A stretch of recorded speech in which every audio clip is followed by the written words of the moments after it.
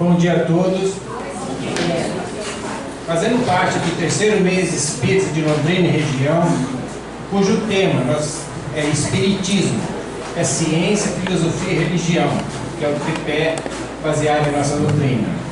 Hoje temos aqui, para fazer a palestra, Adalto Rodrigues Marques. Ele é psicólogo clínico, consultor de gestão de empresa e participa no Centro Espírita Caminheiros, em Maringá. É coordenador de grupo de estudos e expositor. E o tema que ele abordará é o aspecto científico do Espiritismo. E aproveitando já a oportunidade, nós teremos ainda mais 4 palestras referentes ao mês espírita, onde teremos na FEMEL, na quarta-feira, dia 25, Vandrei Mudim. Na quinta-feira, no Centro Espírita Emmanuel, em Rolândia, Guilherme Carvalho.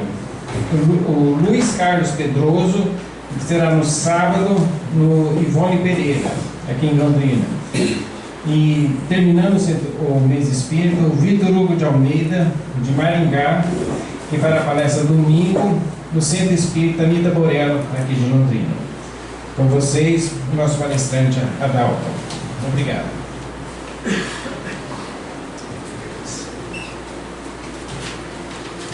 Muito bom dia a todos. É um grande prazer estar aqui com vocês. Eu agradeço o convite.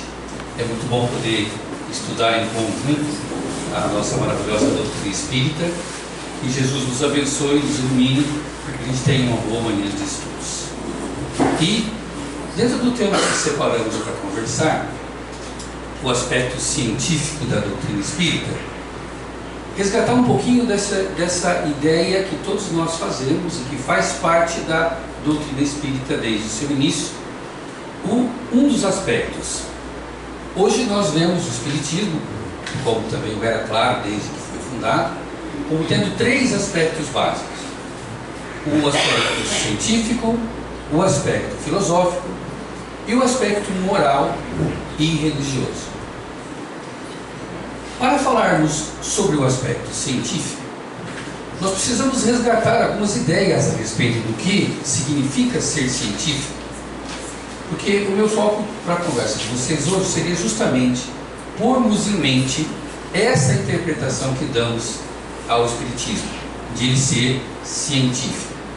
Eu acho que isso é bastante interessante, porque nós fazemos parte de uma comunidade de estudos basicamente religiosos, mesmo considerando que o nosso próprio mentor, Kardec, fez questão de enfatizar que o Espiritismo não é uma religião.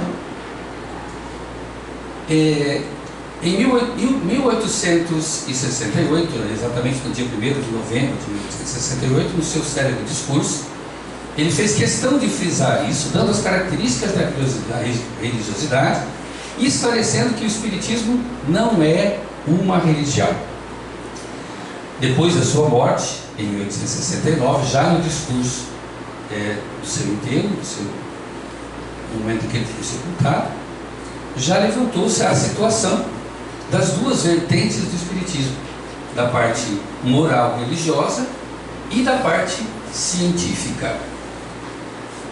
Nós que praticamos o Espiritismo no dia a dia, que lidamos com mediunidade, que vemos o fenômeno acontecendo, nós entendemos o que significa essa coisa da cientificidade no Espiritismo.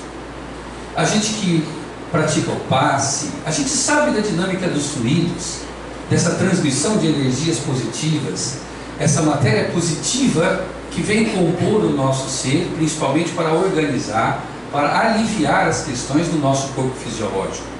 Nós que conhecemos o perispírito e tudo aquilo que o envolve, principalmente no processo de reencarnação, qual é a importância dele, no fenômeno da reencarnação, nós entendemos bem o que é a ciência, o conhecimento que está por trás da doutrina espírita. Mas, a bem da verdade, o meio científico não o considera assim. Então, vamos pensar da seguinte maneira: o que vem a ser ciência, afinal de contas? De uma maneira simples da gente poder conversar, a gente pode entender que ciência é uma das formas de se gerar conhecimento, de se produzir conhecimento. Historicamente, a gente pode imaginar e pensar que a primeira grande maneira de se criar conhecimento foi a maneira dialética, aquela em que se caracterizam os grandes filósofos da antiguidade. Vamos colocar aí os mais conhecidos, o Sócrates, o Platão, o Aristóteles e alguns outros tantos, que produziam um enorme conhecimento, um conhecimento que até hoje é útil e até hoje nós ainda nos aproveitamos deles nas nossas questões do dia a dia, nas ciências também. Mas a maneira que eles tinham de produzir esse conhecimento era pensar a respeito das coisas, questionar as coisas e concluir a respeito delas, com muito pouco experimento, com muito pouca pesquisa, apenas com a aptidão de pensar que algumas pessoas daquela ocasião tinham. E isso realmente criou muito conhecimento. Nós espíritas entendemos por quê. Essa maneira só acontecia assim pela grandiosidade da alma dos espíritos que estavam ali encarnados. Que quando um Sócrates encarnou, ele veio com uma missão, já era um espírito de alto cabedal, e o seu conhecimento, o próprio conhecimento dele, o conhecimento anímico dele, era suficiente sim para nos trazer enormes lições, porque a humanidade daquela época era muito pobre em conhecimentos. Então, a primeira maneira, grande maneira, foi a maneira filosófica, que influencia-nos até hoje ainda. Conhecimento vindo do pensamento de grandes pensadores. Já a segunda maneira de se produzir conhecimento que a humanidade adotou foi a maneira teológica. Porque era o conhecimento que vinha dos grandes livros sagrados, das grandes religiões, em que os adeptos acreditavam simplesmente com uma fé muito ardorosa naquilo que era lido e que era interpretado a respeito das coisas da natureza, da criação. Então nós tivemos aí os livros sagrados do judaísmo, nós tivemos o livro sagrado do cristianismo e depois dos muçulmanos, a destacar esses três, que não precisa pegar muito da nossa memória, do nosso conhecimento de história, para ver como eles foram contundentes e fortes no seu momento. A gente sabe, falando do nosso contexto cristão, que a Igreja Católica impôs a sua ideia e o seu conhecimento, inclusive impedindo por muito tempo o avanço da ciência. Só se podia acreditar no que estava na Bíblia. Se não estava na Bíblia, não era verdade. E se você criasse algum conhecimento, alguma ideia que fosse contrária à interpretação que se dava na Bíblia, a Inquisição te pegava. E era o fogo, a morte, a tortura ou a renúncia do conhecimento que se estava criando. Vários pensadores tiveram esse fim. Muitas pessoas foram condenadas, não só pelas heresias de bruxaria, de ligação com o demônio, mas sim pelo conhecimento diferente que apresentavam. Entre os muçulmanos também não foi diferente. Até hoje nós vemos uma linha de atuação lá no Oriente que destrói em nome de Deus, que mutila em nome de Deus e que não aceita a nossa forma de arte, de conhecimento e da filosofia atual. Muitos estragos isso causou na humanidade. E isso foi perdurando por muitos séculos, atrasando o avanço da ciência, que pouco a pouco, conforme alguns acontecimentos tomavam força, foram também conseguindo dominar, e gradativamente foi aparecendo a terceira forma de gerar conhecimento, que é a forma científica, que é a mais valorizada e aceita atualmente. Teve os seus méritos, teve e tem muitos dos seus méritos. Para a gente passear nesse aspecto, a ciência foi criada ao longo do tempo, começando já desde a época do Cristo, com alguns pensadores que buscavam uma experiência para responder às suas questões da natureza. Mas, ao longo dos séculos, nós vamos destacar principalmente a época, ou pouco antes do Sr. Allan Kardec. Pelo tempo, vamos reduzir a nossa interpretação, mas nós vamos encontrar alguns pensadores que marcaram época nisso. Não podemos deixar de destacar, primeiramente, Martinho Lutero, com a sua grande revolta na igreja, a sua grande reforma na igreja, que criou uma grande ruptura entre o domínio da igreja católica para o resto do mundo e as outras opções de vida que se tinha.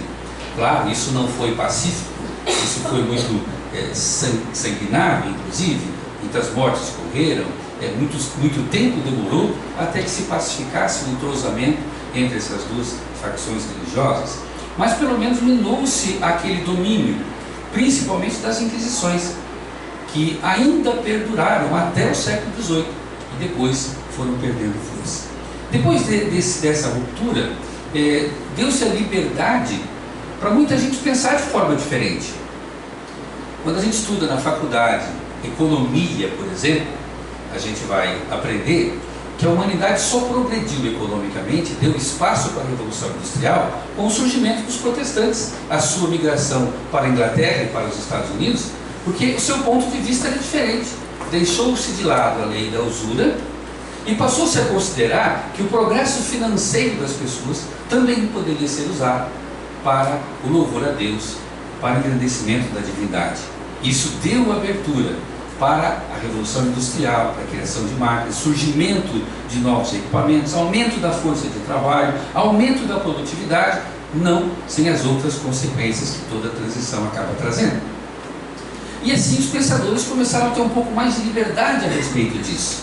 E a gente pode destacar, pelo menos eu destaco nos meus estudos, principalmente a figura de Descartes, lá em 1637, com o discurso sobre o método, a publicação em 637 do discurso sobre o método, aonde ele discorria, principalmente, no grande resumo, em que o racionalismo poderia gerar conhecimento e que as pessoas poderiam se basear no seu pensamento e nas suas experiências pessoais e principalmente na racionalidade para entender, compreender e pôr à frente os seus pensamentos, os conhecimentos que estavam sendo gerados.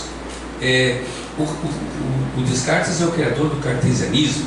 Ele era um matemático muito influente e ele fez história com esse pensamento, uma espécie de mudança já em relação à busca de conhecimento apenas na Bíblia, apenas no Alcorão, apenas nos livros sagrados. Logo em seguida, poucos anos depois, em 1690, John Locke propõe um novo tipo de criação de conhecimento. Ele propõe o empirismo, que diz que a vida prática, a experiência prática, o cotidiano, a nossa observação daquilo que se faz no dia a dia, também gera um conhecimento útil que deve ser considerado. Não apenas o racional, mas aquilo que nós experimentamos no dia a dia, a vida prática, que também entendemos que é uma grande realidade, né? Quem gosta de cozinhar sabe muito bem o conhecimento empírico que as nossas vovós nos transmitem. O jeito de fazer as coisas que não está escrito em livro de ciência nenhum, é a prática gerando conhecimento. Tudo isso então veio à tona e foi utilizado à época dos grandes pensadores e cientistas. E aí, já na época do Sr. Allan Kardec, nós vamos encontrar o Comte, o criador do positivismo. Comte, ou Comte, em francês. Ele então passou a questionar definitivamente a influência religiosa sobre a produção de conhecimento, porque ele passou a dizer que só o que é material, só o que pode ser comprovado pelo experimento científico, só aquilo que é palpável deveria ser considerado como conhecimento. Só aquilo que você pudesse provar por A mais B e que não tivesse a influência da religiosidade é que poderia ser aceito. Claro, nos seus termos científicos. Ele foi publicar em 1800, a sua grande produção foi publicada em 1856, ele morreu depois, em 1857, veja, ele morreu justamente quando se estava publicando o Livro dos Espíritos, da sua primeira edição, e ele deixou um fundamento importantíssimo para a ciência como nós a conhecemos hoje. Ele criou uma ideia de que nós não deveríamos considerar tanto aquilo que é abstrato para a produção do conhecimento. E isso então foi adotado com muitos outros cientistas, acadêmicos, catedráticos. Ele foi um dos grandes influenciadores da filosofia de Karl Marx, que deu origem ao comunismo. E ele criou o socialismo, a sociologia, como nós a conhecemos hoje. Base de um pensamento antagônico e em oposição ao radicalismo religioso, que ainda era o que predominava na época. Lembram da história do Espiritismo, do Ato de Barcelona, quando o bispo teve a iniciativa, né, teve a coragem, vou dizer, porque o bispo não precisava ter coragem, ele fazia o que ele queria. Ele receberam na cidade 300 obras do Livro dos Espíritos, no espanhol, e ele confiscou essas obras e queimou em praça pública. E foi a maior propaganda do Espiritismo na Europa naquela ocasião. Porque se a Igreja Católica estava queimando alguma coisa, então os intelectuais, professores, catedráticos e os interessados no novo conhecimento queriam saber o que era. Então, o domínio da Igreja ainda estava tentando manter-se àquela ocasião, e esse ponto de vista, então, criou praticamente uma ruptura dos meios de produção científica, de produção acadêmica, em relação a essa maneira de pensar, maneira de criar pensamento. Criou-se assim um ambiente propício para o surgimento do Espiritismo, da revelação espírita. Foi aí que então começou a grande invasão de espíritos, que promovendo fenômenos em todas as partes do mundo, em todos os lugares, né? Nos Estados Unidos, na França, na Inglaterra, até na África do Sul, em vários lugares, o fenômeno começou a aparecer e começou a ser observado. E como a observação agora tinha uma nova forma de se ver, de se entender, acabamos então com o Sr. Allan Kardec colocando os olhos da maneira correta, da maneira racionalista, da maneira positivista sobre aquele fenômeno. Quando a gente lê a biografia do Sr. Kardec, a gente sabe como ele resistiu para poder assistir a primeira reunião das suas mesas girantes. Como ele não queria, ficou de aproximadamente 3 a 4 anos e sendo assediado pelo amigo para que ele fosse lá e assistisse pelo menos uma reunião, e ele não queria ir, porque o seu pensamento era bastante racional, da escola de Pestalozzi. Ele era bastante racional, não queria saber das coisas que viessem do além.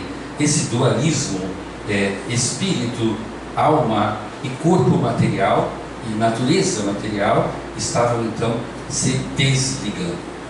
Esse é o cenário propício para isso.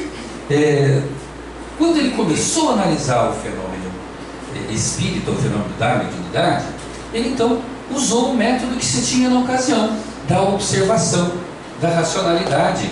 Ele passou a investigar aquilo que estava ali por trás e criou então a filosofia espírita ou a doutrina espírita, com base nesse racionalismo. As perguntas que ele fazia para chegar às suas conclusões eram guiadas pelo seu senso racional.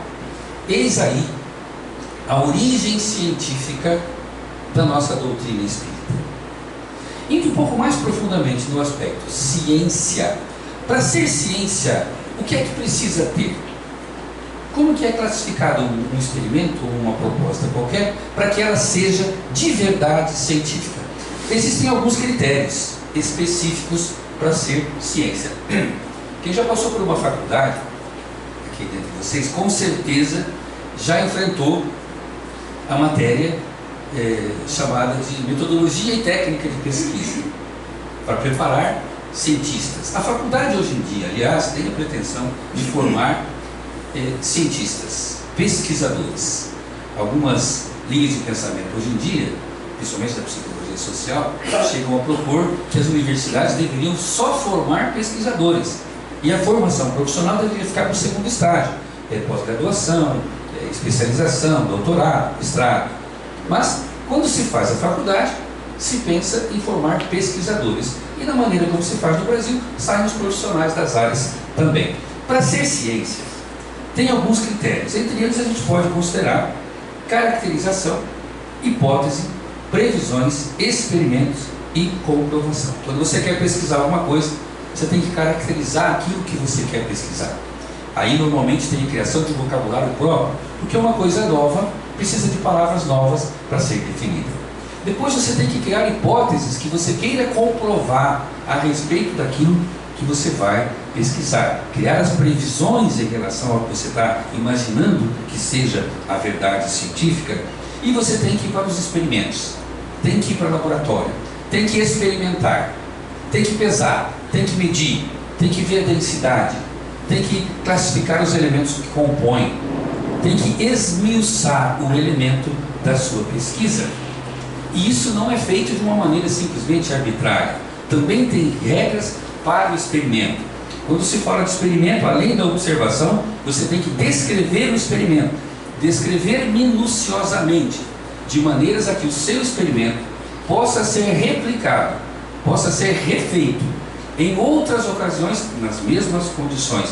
Qualquer outro cientista tem que poder ser capaz de replicar o seu experimento. Se não for possível, não é considerado, é desclassificado como ciência. E depois, o controle. Quando você vai fazer o experimento, você tem que estabelecer parâmetros de controle para você chegar no seu objetivo final. E depois, então, a verificação se ele é falso ou se ele é verdadeiro. Interessante que na ciência ou na pesquisa, tudo que a gente pesquisa é válido. Que se eu faço uma pesquisa e dá errado, eu também criei um conhecimento. Se eu faço alguma coisa e dá certo, ótimo, provavelmente vai ter alguma utilidade. Apesar de que hoje em dia as pesquisas científicas quase nunca têm uma utilidade prática para a nossa vida. Hoje em dia, infelizmente, a maioria das pesquisas científicas feitas em faculdades tem o objetivo da formação do profissional e não de criar utilidade. Claro, isso tem a sua vantagem, pensadores mais categorizados para formar outros pesquisadores, mas a maioria não tem uma função prática. E é assim que a ciência hoje em dia entende um experimento ou uma verdade científica. Os critérios são muito rígidos. No Espiritismo, como é que é isso? Como é que foi esse experimento científico no Espiritismo? Bom, primeiro houve uma ampla divulgação através da Revista Espírita. A maneira como se faziam as reuniões mediúnicas eram orientadas, eram descritas através da Revista Espírita, o que deu condições de muitos centros espíritas surgiram naquela época em vários lugares. Depois, a comunicação mediúnica, identificar, saber que as respostas não estavam vindo da pessoa que as estava verbalizando, identificar que aquilo não era realmente a produção da própria pessoa que estava ali falando na reunião da mediunidade. Isso era um item de pesquisa, que era também comprovado. Como é que eles comprovavam isso? Identificando, avaliando que o conteúdo das respostas que eram dadas não fazia parte do cabedal de conhecimento da pessoa que as estava falando. Muitas vezes pessoas muito simples, sem conhecimento algum, eram capazes de dar respostas muito elaboradas, de questões filosóficas muito profundas e até de questões da natureza. Um grande indício do fenômeno, do experimento do Espiritismo. Depois, os efeitos físicos. As mesas falavam com o seu método, com o seu jeito, por batidas pela tipologia, mas elas falavam, elas elaboravam frases complexas, sentenças complexas, davam ideias e respostas coerentes. E, como o próprio Sr. Kardec pensava, mesa não tem cérebro, não tem um sistema nervoso, mesa não pensa, então ela não pode responder as questões. Pode ser que alguém esteja nos iludindo e respondendo através das mesas, mas então vamos investigar. Não, não é possível, são 4 ou 5 pessoas, não teriam coordenação para isso. Depois, as batidas não têm a interferência física, aí foram pesquisadas muitas outras coisas, magnetismo, ossos estalantes, várias outras possibilidades de charlatanismo envolvendo as mesas, e não se encontravam. E então dialogaram com a própria consciência que respondia através das mesas. E a própria consciência se identificava. Eu sou fulano de tal, eu sou um espírito. Eu estou aqui para isso. Eu estou aqui para fazer aqui. Estou aqui para, principalmente, como era a resposta dos espíritos na época, para mostrar a vocês que nós existimos, que a vida continua. Para mostrar a vocês que existe um mundo espiritual em paralelo ao mundo material. Era a prova que o Sócrates precisava na sua época, que lá desde a época do Sócrates ele já nos dividia entre o mundo físico e o mundo invisível. Ele não usava o termo espiritual, mas ele falava de uma alma e falava do ser orgânico. Ele dizia, já o Sócrates, ele já explicava que todos nós temos um corpo fisiológico, que é divisível, por isso ele perece, por isso ele morre. E temos uma alma que é única e indivisível, como se tivesse sido feita apenas de um elemento. Era a compreensão que ele dava. Por isso a alma é imortal. E aí os espíritos, através das mesas girantes, vieram trazer isso ao Sr. Kardec e a todos os outros que estavam pesquisando na época. Os efeitos intelectuais das pessoas responderem, falarem, visão à distância, coisas que nós sabíamos até hoje que não são da característica natural do ser humano, que pertence à nossa parte da dualidade do ser, espírito e alma. Além de outras questões, né? Os fenômenos anímicos, como a própria pessoa era capaz de produzir um movimento qualquer de objetos ou uma atividade qualquer que não é característica de seres humanos. A identificação de reencarnações, que quando os espíritos começaram a falar de reencarnações, isso não era novo, nunca foi novo, né? Boa parte da humanidade, desde quase sempre reconheceu a reencarnação. Mas os espíritos vinham, se identificavam e falavam das reencarnações. Algumas pessoas conseguiam se lembrar de outras reencarnações. E um experimento científico sério poderia identificar a veracidade disso, ir atrás das pesquisas, saber se realmente aquilo que ela está dizendo era verdade ou não. Pesquisar a respeito e entender. Ela disse que viveu em tal época, vamos lá ver se viveu essa pessoa nessa época com essas características, porque ela não tem condições de saber disso, principalmente quando se tratava de crianças. E a origem das diferentes aptidões em pessoas muito jovens, a genialidade de alguns seres humanos. Se forem pesquisar profundamente, da onde vem aquele conhecimento, que resposta poderiam dar, e comparar isso com as revelações espíritas. Então, enquanto espíritas, no movimento espírita, o espiritismo tem a sua prova científica. Ele tem o seu experimento, que valida a sua ideia, a sua caracterização como ciência. E a concordância geral, a universalidade dos ensinos que os espíritos davam. Porque Kardec fazia uma pergunta, distribuía essa pergunta a vários outros centros espíritas, que mandavam-lhe as respostas. E ele as comparava. E pela comparação e pela racionalidade, ele chegava à conclusão que as respostas coincidiam. A maioria das respostas coincidiam, eliminava as respostas que não coincidiam, e ele chegava a um consenso que ele admitia como verdadeiro para as suas teorias. Essa universalidade estava baseada principalmente na inquestionável moral do codificador, daquele que estava fazendo os experimentos. E ele estendia essa autoridade moral às outras pessoas que também trabalhavam e promoviam experimentos espíritas, experimentos com a mediunidade, e que não tinham interesse nenhum em divulgar nada falso. Isso dava o lastro para a publicação do Livro dos Espíritos. Então veja, isso tudo poderia nos colocar, sem dúvida nenhuma, no campo da ciência. Mas foi isso que aconteceu? É isso que acontece? Infelizmente não. Existe um questionamento muito grande e uma rejeição do método de Kardec nos meios científicos. Isso aconteceu principalmente por causa de um novo positivismo chamado neopositivismo, que foi uma escola de pensamento criada por vários cientistas e pesquisadores que se reuniram em Frankfurt e em Viena, 1924 e 1922 até 1936, mais ou menos, antes da Segunda Guerra Mundial, que preocupados principalmente com os avanços das ideias marxistas da sociologia antiga, que estavam se proliferando demasiadamente e que estavam ainda na ideia racional de criar pensamento e buscar essas pesquisas na sociedade, nos fenômenos sociais. Isso estava, como poderia dizer, atrapalhando ou influenciando o meio político, social e acadêmico na época. E então radicalizaram no meio científico que só aquilo que realmente é palpável, realmente é material, pode ser considerado como ciência. Ou seja, ratificaram ainda mais a proposta do Locke, ratificaram ainda mais aquela divisão entre o que é material nós aceitamos, o que não é material nós não aceitamos. Então o conceito de dualidade da ciência a partir daí então foi rompido. Nessas circunstâncias, o foco da ciência espírita ficou fora do foco da ciência. Porque quando nós estudamos espiritismo, qual é o nosso objeto de estudo? É o mundo espiritual, assim que nós chamamos. A ciência convencional trata de pesquisar a natureza do mundo material, e o espiritismo trata de pesquisar a natureza do mundo espiritual.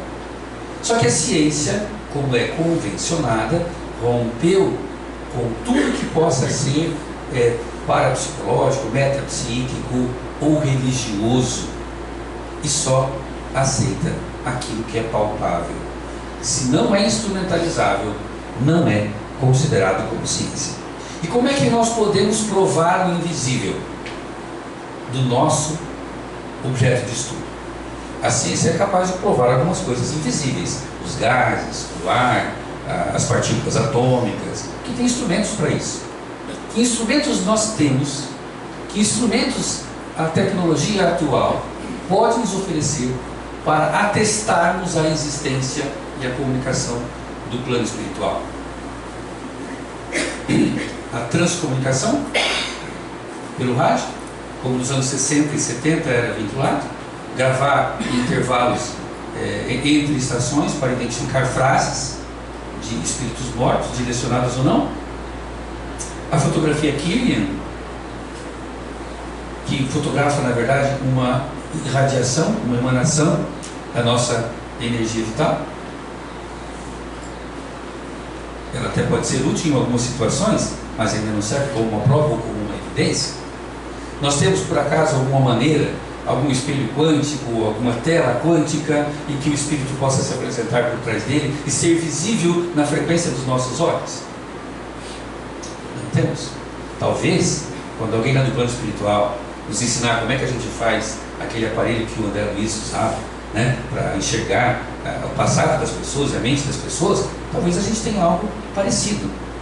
Se a gente inventar um espectrômetro, que é muito usado na eletrônica, para entender em qual padrão de vibração os espíritos se manifestam, talvez a gente possa identificar a presença. Não, nada a ver com o ectoplasma dos caças-fantasmas. Mas se a gente tiver alguma coisa parecida, talvez a gente possa ser enquadrado na ciência convencional. A universalidade. Quando se fala da universalidade dos ensinos dos espíritos e vai se fazer os experimentos do Senhor Kardec, a resposta é insuficiente. Por quê? Porque os novos parâmetros de ciência exigem, quando se trata de um elemento de pesquisa, que você vai por estatística, a amostra precisa ser enorme para você considerar a resposta como positiva. Você não pode fazer uma pesquisa de amplo aspecto, amplo padrão, e pegar uma amostra entre pessoas, por exemplo, de meia dúzia, 20 pessoas, 100 pessoas ou 200 pessoas. Se você fizer uma pesquisa política, por exemplo, numa cidade como Londrina, e pesquisar 200 pessoas, ainda que aleatoriamente, veja a população da cidade. A proporção de 200 pessoas em relação à população é uma amostra muito pequena. O Sr. Allan Kardec, principalmente quando ele trabalhava na segunda edição dos Espíritos, ele usou 3 médiuns para isso, para não errar os nomes, as irmãs Boudet e a irmã de Foucault. Quer dizer, uma compreensão. Na época do Sr. Allan Kardec, que começou esses estudos lá em 1853, para publicar em 1857 o Livro dos Espíritos, estava enquadrado no conceito de ciência, poderia ser aceito no conceito de ciência, porque as regras não eram tão exigentes. O positivismo estava surgindo naquela época, o racionalismo, o empirismo ainda estava predominando, a nova ideia estava surgindo. Então, à época do Sr. Allan Kardec, isso poderia sim ser considerado científico, o que serviu inclusive para atrair muitos pensadores e muitos adeptos. Mas e hoje em dia, com os novos conceitos, com aquilo que a ciência está acostumada a lidar hoje em dia? Infelizmente não. O método do Sr. Kardec está rejeitado. Pois bem, mas é só isso? Para nós, que nos importa? Sim, porque nós temos outras respostas. Por exemplo, O Espiritismo explica muito melhor os fenômenos mediúnicos, principalmente, do que qualquer outro tipo de pensamento ou ciência. Tentou-se até com a parapsicologia, no início do século XX, tentou-se com a parapsicologia desorientar as ideias do Espiritismo, mas não conseguiram. O máximo que conseguiram foi divulgar as técnicas e a ideia da telepatia. Foi isso que conseguiram. A capacidade que algumas pessoas têm de transmitir pensamentos ou captar pensamentos, mas não desbancaram a ideia espírita. Mas os fenômenos continuam acontecendo. O fenômeno que é causado pelo plano espiritual continua acontecendo.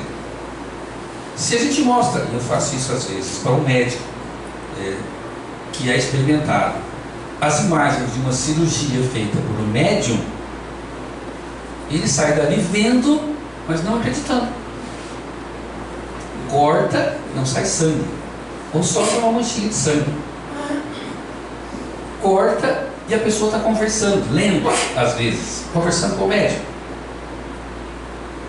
e não sente dor, e não infecciona, e cura. Como assim? O que está por trás disso? Como que a ciência convencional tem equipamentos, tem condições de comprovar o fenômeno que está acontecendo ali hoje? E pergunto mais: quem da ciência convencional se atreve a pesquisar fenômenos de ordem mediúnica hoje, com o risco de serem também ridicularizados no meio científico? Olha uma distância que acabou se criando entre o aspecto científico do Espiritismo e a ciência como nós a conhecemos hoje. O preconceito que ainda está, que ainda acontece nesses meios. Bom, mas para nós, os erros metodológicos do Sr. Kardec, se é que a gente pode mostrar como erro, não invalidam as nossas verdades, não invalidam aquilo que os nossos irmãos espíritos, à época do Sr. Allan Kardec, vieram nos revelar. As informações que eles nos deram, as informações que outros espíritos, através de outras mediunidades, principalmente no Brasil, vieram nos dar no século seguinte, já foram 160 anos de publicação, um pouco mais. Elas não invalidam esse conhecimento sobre os fluidos, sobre a reencarnação, sobre como acontecem as coisas. Não invalida, não desmorona em nada disso. A parte científica do Espiritismo, como meio de nos trazer essa nova lição, ela foi cumprida. Será que os espíritos superiores estão chateados porque o Espiritismo não é considerado uma ciência? Será que os nossos mentores se preocupam com isso? Ele não deixou de ser cientificável, ele não deixou de ser um experimento capaz de ser comprovado. Nós apenas não temos as ferramentas para isso ainda. E será que estamos preocupados realmente com isso? A missão que os espíritos tinham naquela época era trazer ao mundo o Consolador prometido por Cristo. Era abrir a mente das pessoas para deixarem de lado as mistificações que as igrejas propunham, para deixar de lado aquele irracionalismo religioso e considerar sim a dualidade do ser humano entre matéria e alma, mas no contexto da evolução espiritual. Isso eles fizeram muito bem e continuam fazendo, porque continuamos usando a mediunidade. Vários médicos ainda continuam publicando livros que nos esclarecem de forma evolutiva até. Cada vez mais aprendemos. Na época do Sr. Allan Kardec, nós não tínhamos o conhecimento da reencarnação nos termos que a gente conhece hoje. Como, por exemplo, o Dr. Ricardo de Bernardi publicou no seu livro sobre reencarnação, Gestação, Sublime Intercâmbio. Eu acho que vocês devem conhecer. Ricardo de Bernardi publicou esse livro aqui, através de uma editora de Londrina. É médico em Florianópolis, médico pediatra em Florianópolis. É um livro que já tem mais de 20 anos, que dá esclarecimentos enormes a respeito da reencarnação. E continuamos evoluindo em nosso meio, independente se a ciência nos olha com bons olhos ou não, porque a missão foi cumprida. O papel da evolução moral e intelectual é muito importante. Claro, nós sabemos, o próprio Kardec, no seu Livro dos Espíritos, diz o quanto é importante a evolução intelectual. Porque através da evolução intelectual, os espíritos progridem moralmente. Ele diz, a evolução moral e intelectual ela é necessária. 870, 875 são as questões. Que a evolução moral e a evolução intelectual, elas não andam juntas. Mas aquele que evolui realmente, evolui intelectualmente, ele não tem outra saída senão entender que ele deve ser bom e evoluir moralmente. Então a evolução intelectual até que vem primeiro. Causa estragos, claro. Mas ela é a precursora, ela abre o caminho. E isso tem acontecido. Essas pessoas, né, quando a gente lê a biografia do Einstein, se não houvesse Deus, nós seríamos obrigados a inventá-lo.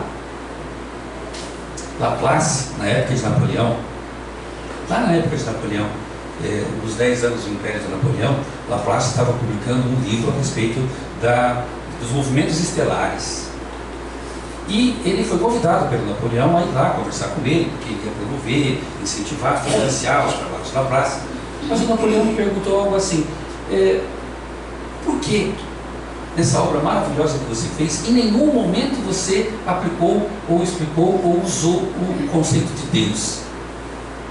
E ele respondeu, porque na minha obra, em nenhum momento eu precisei usar dessa hipótese.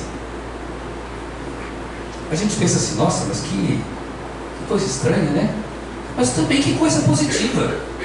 Porque as coisas assim estão andando lá fora e estamos progredindo, e a humanidade ainda assim tem progredido. Que ele não precise da ideia de Deus, a gente pode até pensar, o problema dele. Porque naquele estudo, até aquele momento, ele estava estudando a natureza. Ele não chegou ainda na origem da natureza, no Criador. Ele está fazendo o trabalho dele, matemática exímio, importante para a matemática futura, mas ele não precisou da ideia de Deus. Se a nossa ciência atual quer abrir mão da ideia de Deus para compreender a natureza, vamos deixar seguir o seu curso. E vamos aqui, nós, no Espiritismo, aproveitar aquilo que essa ciência do Espírito tem a nos oferecer dentro do nosso conhecimento, desde que não também façamos a mesma coisa das outras religiões. Desde que a gente não vá para a mistificação. Desde que a gente não vá extrapolar os rituais, que às vezes a gente acaba implantando sem saber em nossas casas. Desde que a gente não deixe o princípio fundamental da caridade, da ajuda ao próximo, desde que o Evangelho de Cristo seja a nossa base. Aqui no Brasil, Bezerra de Menezes, que foi um dos primeiros presidentes da Federação Espírita, a segunda gestão foi a dele, ele ficou 2 gestões na Federação, fez questão de promover o estudo da religiosidade no Brasil. Priorizou a religiosidade para que nós pudéssemos nos tornar pessoas melhores. Ele entendeu que era isso que nós precisávamos. E aí, então, alguns aspectos científicos ficaram para algumas outras pessoas, mas não relegados. Porque até hoje não estão relegados. Ainda fazemos ciência. Mas a nossa grande proposta ainda é essa. Então, quando a gente fala do aspecto científico do Espiritismo, vamos entender uma coisa, que tudo tem o seu tempo, que tudo tem o seu momento.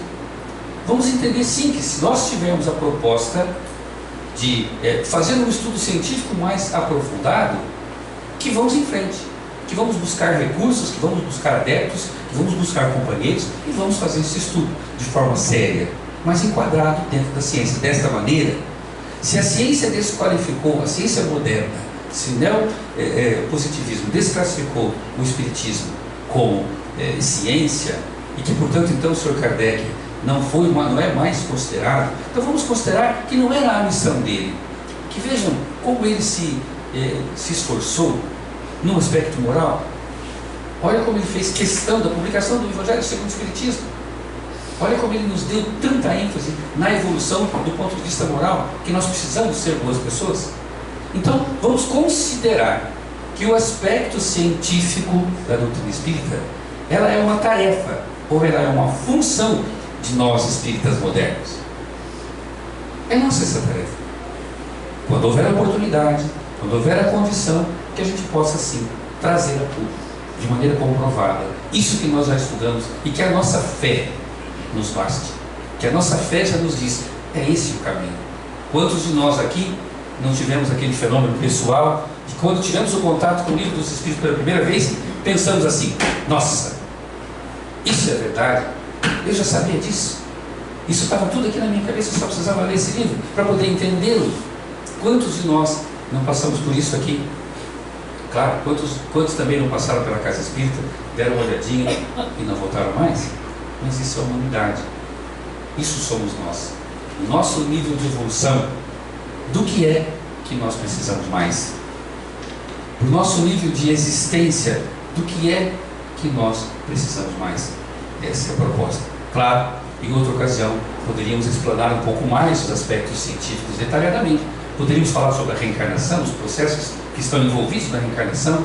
Poderíamos falar do passe, os processos que estão envolvidos nos passes, de fluidos, que muitos de nós ainda confundimos com energia, né? Porque na época do Kardec não existia o termo energia, mas a gente tem que fazer distinção. Energia é uma coisa, fluido é outra. Vamos entender o que é, qual é a dinâmica deles. Mas isso é assunto para uma outra ocasião. Que Jesus nos abençoe e nos ilumine sempre. Muito obrigado.